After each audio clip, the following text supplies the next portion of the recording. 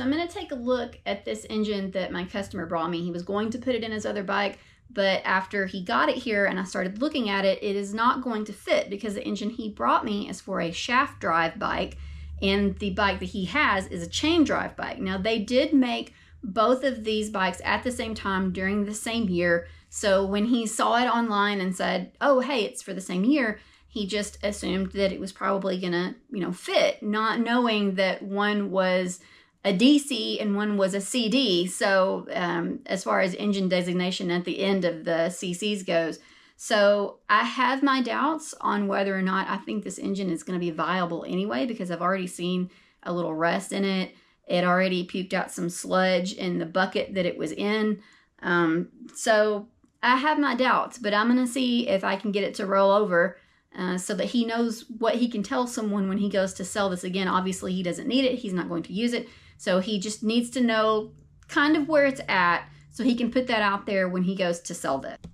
All right, so here you can see the shaft drive coming out of the back. All right, so here is the cooling line, and you can tell that that's got some rust in it, which concerns me, but not nearly as much as what I see when I look in here at the valves. So this one's got some rust. I'm gonna roll over here, see if I can get a shot down in here. See in there. Doesn't look real healthy. So the first thing I'm gonna do is I'm gonna take off this cover with these 3 screws. So I'm gonna take off this side cover. I've already loosened these, obviously. Pop this guy off. Put the screws in there. Now I have to take off this cover so that I can reach the crankshaft to be able to roll this over.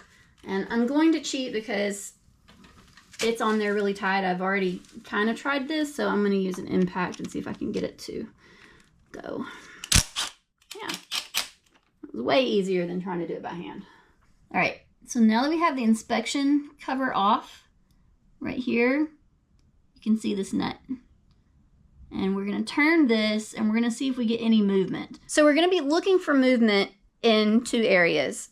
And I guess either one of them could keep it from rolling over, but we're going to look to see if the pistons are stuck, and we're going to look to see if the valves are stuck. So that's why I'm going to roll this engine over and see if I can figure out if something is indeed stuck. All right, so I've got my 17mm deep socket and a breaker bar. Keep in mind that the engine rotation is this way, so that's the direction that we're going to try to turn this. Now, I have not tried this before, so we'll find out together if it's stuck. Like I said, I have my doubts, but